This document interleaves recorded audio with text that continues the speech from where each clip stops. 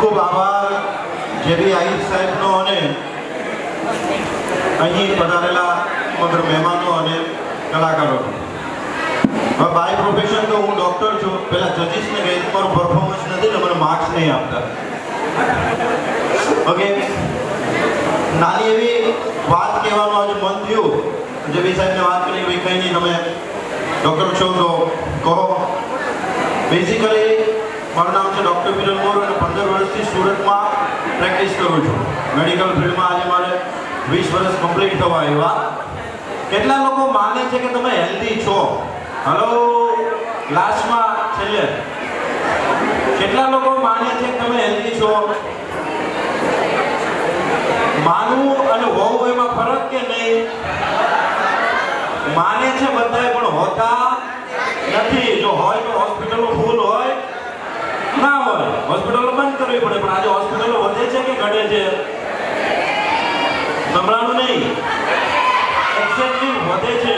તો અહીંયા આજે પણ એવી જ કંઈક વાત કરવાનો છું. આમ તો અમારી મેડિકલ લેંગ્વેજ હોય ડૉક્ટરોની, સમજાય નહીં, પણ અહીંયા ટેલેન્ટનો માહોલ છે તો માહોલને ઉદાસ કરવા નથી માંગતો અને કંઈક ટેલેન્ટની ભાષામાં જ આપણે વાત કરીએ. ઇન્ફિનિટી વર્લ્ડવાઇડ મારા ગ્રુપનું નામ છે. અમે વર્લ્ડવાઇડ ઇન્ટરનેશનલ લેવલ પર કામ કરીએ છીએ અને અમારું મિશન છે 1 લાખ લોકોને હેલ્ધી બનાવવા. કઈ રીતના કે જેના ઘરમાં સારી હેલ્થ હોય, વેલ્થ હોય અને હેપીનેસ હોય. કહેવાય કે ભાઈ નખમાં બી રોગ નથી અને ખીચામાં પૈસા નથી તો જીવાય? આવે મજા? હલો, ના આવે. અને બધા દુનિયાના તમને પૈસા આપી દો અને જોડે બીમારી પણ આપી દો તો ચાલે? તો બી ના ચાલે. તો બંનેનું બેલેન્સ જોઈએ. તો એ ખબર કેવી રીતના પડે? હેલ્થની તમને વાત કરું કે ભાઈ આપણા શરીરમાં પણ એક ટેલેન્ટ છુપાયેલું છે. ખબર ને? કયું ટેલેન્ટ? કે નાના હતા અને પડી જતા અને છોલાઈ જતું તો જાતે મટી જતું હતું કે નહીં?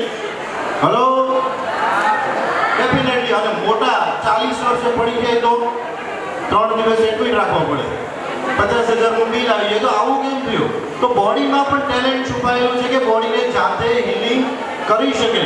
પણ કંઈક ને કંઈક આપણે બોડી સાથે એવું કર્યું કે બોડી એ ટેલેન્ટ ભૂલી ગયું. તો મને એક વખત વિચાર આવ્યો કે ભાઈ આમનો મને એમ કે 15-20 વર્ષ હોસ્પિટલો ચાલશે પછી કંઈ આપણી પાસે જગ્યા નહીં રહી હોસ્પિટલોની કે બધા સાજા થઈ ગયા છે. એના બદલે ઉલટું થયું. પેશન્ટો તો વધતા જાય છે કે એક દિવસ એવો આવશે કે નકરા પેશન્ટો જ હશે અને આપણે કંઈક સારી એવી સોસાયટી શોધવી પડશે કે ભાઈ બોર્ડ મારવું પડશે કે અહીંયા કોઈ પેશન્ટ નથી રહેતું, એના ભાવ વધુ હશે, સ્ક્વેર ફૂટના તો વધુ ન હોય. પણ એવી તો એવો સમાજ નિર્માણ ન થાય તેના માટે મેં ડિસિઝન લીધું કે મારે એવો ડૉક્ટર નથી બનવું. 20 વર્ષનો બન્યો કે જે દવા રોગ આવ્યા પછી આપે, પણ એની બદલે હું રોગ આવતો જ અટકાવી લઉં. તો કેટલા લોકોને એવો ડૉક્ટર ગમે કે રોગ આવે એ પહેલા જ અટકી જાય? તો એના માટે રિસર્ચ કર્યું કે ભાઈ શું થઈ શકે, કે કંઈક કરવું તો પડે ને, એમ તો થોડું રોગ અટકશે. તો રોગની વિશે રિસર્ચ કરતાં મને એ જાણવા મળ્યું કે આજે શરીરમાં 70% પાણી છે. જેમ પૃથ્વી પર 72% પાણી છે ને, એમ શરીરમાં 70% પાણી છે. અને આપણું શરીર પણ શેનાથી બનેલું છે?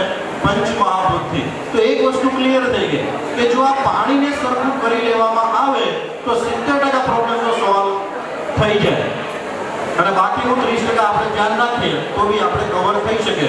પણ 70% પાણીમાં હવે સવાલ એ આવે, પાણીથી કંઈ થોડા સાજા રહી શકે તો પીએ જ છે વર્ષોથી. પાણીમાં પણ આ ટેલેન્ટ છુપાયેલું છે. મિત્રો, ખબર નથી તમને? પાણીને જો અલગ અલગ રીતે ઉપયોગ કરવામાં આવે ને, તો પાણીને TDS સિવાય pH પણ હોય. એમાં 2.5 pH નું કરો તો સ્કિનમાં વપરાય, 50 કરો તો બ્યુટીમાં વપરાય, 7 pH કરો તો બાળકોને વપરાય, 8 pH કરો તો રસોઈમાં વપરાય, 9 pH કરો તો પીવામાં વપરાય, 11.5 pH કરો તો વાસણ ધોવામાં અને ફળ ફ્રૂટ શાકભાજી એ બધું ધોવામાં પણ વપરાય. જો પાણીના pH અલગ અલગ બદલી જાય ને તો આ બધું બદલી જાય. તો તમે આજ સુધીમાં જરૂર પડી ત્યારે તમારો ડૉક્ટર બદલો, વકીલ બદલો, કામવાળી બદલી, ગાડી બદલી, ઘણા તો કહેવાય પણ લાડી પણ બદલી. બરાબર ને? તો જિંદગીમાં ફરક પડ્યો કે ન પડ્યો? પણ મારી ગેરંટી છે એકવાર જો તમારું પાણી બદલો ને તો 100% ફરક.